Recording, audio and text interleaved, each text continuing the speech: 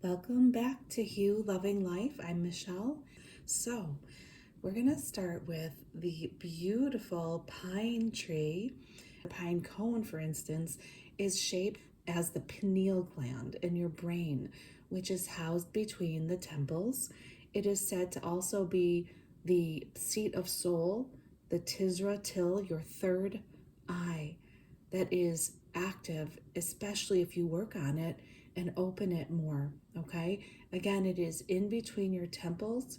It is the third eye, seeing to the spirit worlds. It is actually your most important eye, though it's lovely to be able to see in the 3D physical. If you can open your third eye more, then you can do something called soul travel a bit easier. In ancient times, the evergreen pine was brought into the home at winter solstice. And I do believe that you can open your pineal gland even bigger by communing with nature. I have, I think, 70 or 80 plants in my home right now, and it really does help. It actually is a wonderful, also psychic buffer to negative energies.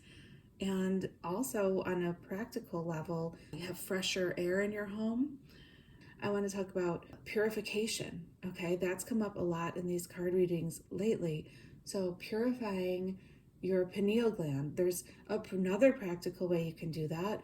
Fluoride actually calcifies the pineal gland. It makes it harder for your third eye to open up. I like to use toothpastes and other products that do not have that. I understand the concern about cavities, and sometimes you can, get a fluoride rinse and use it, after you floss your teeth or use a water pick, just to, get it in there a little bit. But for the most part, I avoid fluoride. I actually saw a video where there was a fluoride leak. It actually burnt through concrete. That was really disturbing. It was a high quantity of it, but anyway, decalcifying the pineal gland is so important if you want to have something called soul travel experiences. So many of us hear about astral travel, and yes, you astral travel when you go to sleep. Your soul leaves your body, and you can go to the astral realm pretty readily. But if you want to go to the higher, more beautiful and purer realms, then you need to work on soul travel. And I like the middle card because the word is potential. There are finer fish in the sea than have ever been caught. That's a Celtic proverb. And what it's saying to me in this read is that truly there are finer places to travel, soul travel, in your soul body once you can work the pineal gland, do the spiritual exercises to get you to be able to leave your body at will. And it's just absolutely finer than you can imagine. The places that you can visit are absolutely, truly heavenly. They are heavens. They are different dimensions of complete love. I'm telling you, if you work on your pineal gland, you can have the potential to visit the higher realms.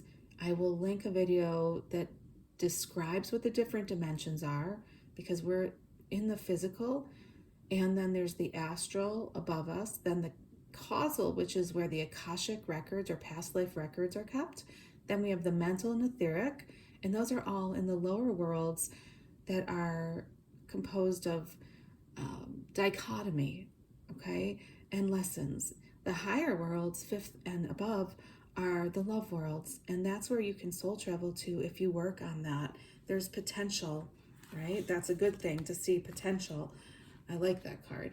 So next we have the otter, and it is a playful creature. It's associated with both earth and water, and it gives it a special magic. So it's grounded, but it also can go into the water, just like your physical body is grounded here, but you can swim in the spiritual seas. Okay, if you wish to develop that, you can. There's potential there.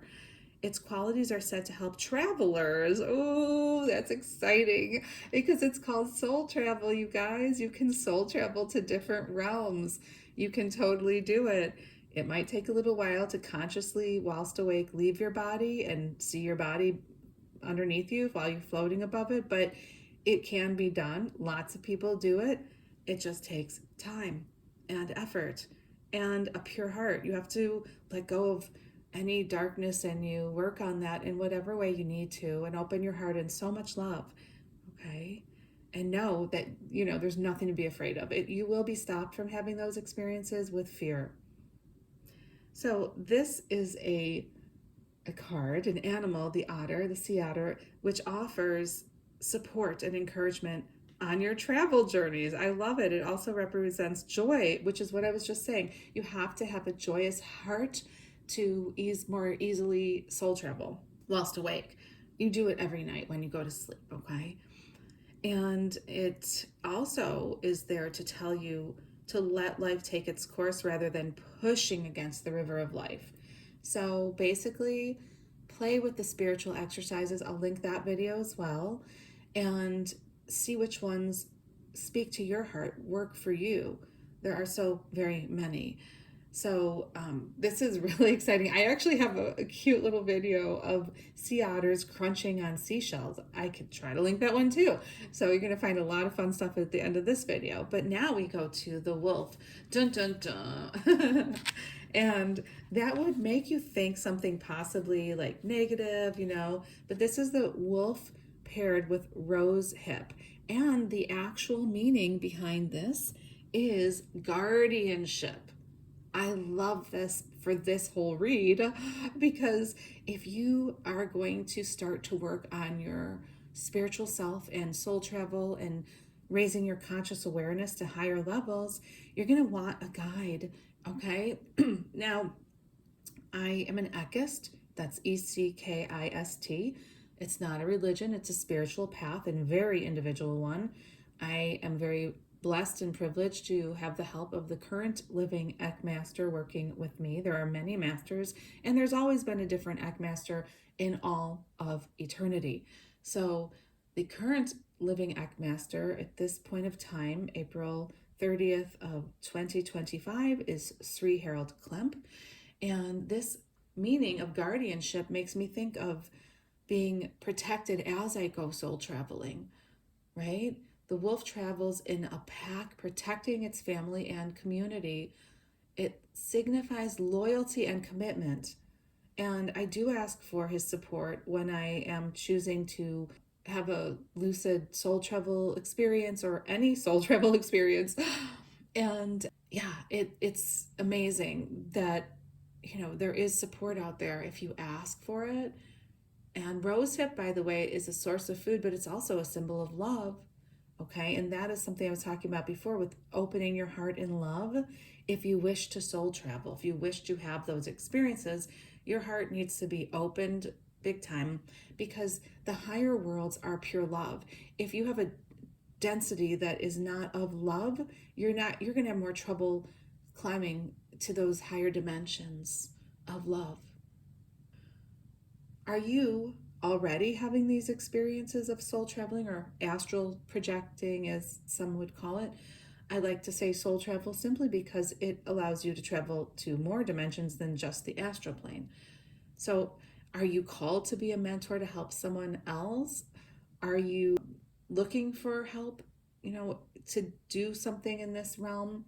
If so, I highly suggest you check out Eckankar.org, and you can really get a lot of help there on your personal spiritual journey. I think this is very exciting because it's pointing someone watching this towards the incredible experiences of soul travel. It really is real, you guys. I understand fully that it's something that if you haven't yet experienced it, it just sounds like theory or sci-fi. But once you do, then you'll know what I'm talking about. I did have my first lucid while awake soul travel experience actually quite recently, within this past year.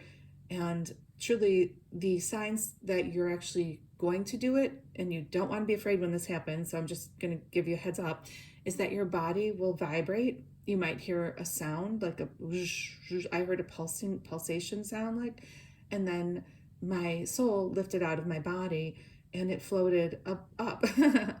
Things looked a bit different. There were different colors, like blues and purplish hue, and there was like fog.